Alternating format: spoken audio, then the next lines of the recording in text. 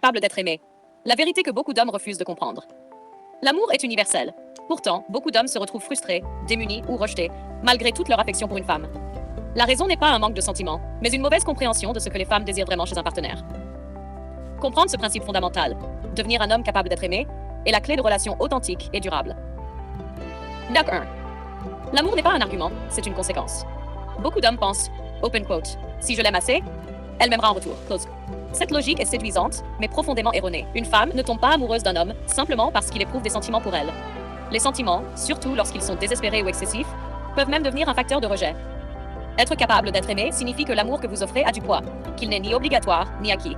Il est donné par choix et non par besoin. Et c'est exactement ce qui le rend désirable. Choc 2. La valeur intrinsèque. Le socle de l'attraction. Un homme capable d'être aimé repose sur sa valeur intrinsèque. Cette valeur n'est pas mesurée en argent, statut social ou puissance physique, mais en autonomie, discipline et présence masculine.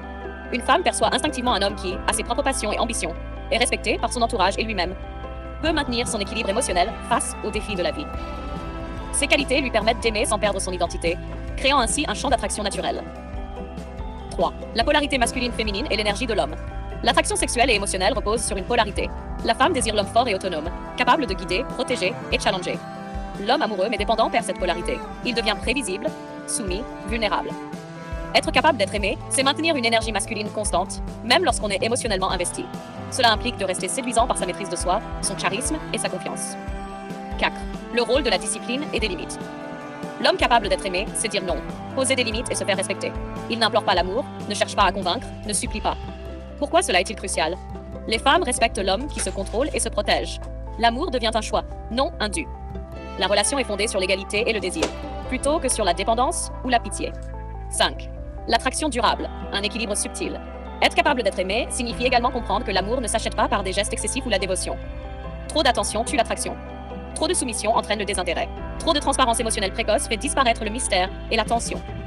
L'homme qui maintient ce juste équilibre entre ouverture émotionnelle et solidité intérieure crée une dynamique où la femme choisit d'aimer et de rester, plutôt que d'accepter par défaut. Number 6. Conclusion. Être un homme capable d'être aimé. Un homme capable d'être aimé ne se définit pas par l'intensité de ses sentiments, mais par la qualité de sa vie, la force de son identité et la maîtrise de son énergie masculine.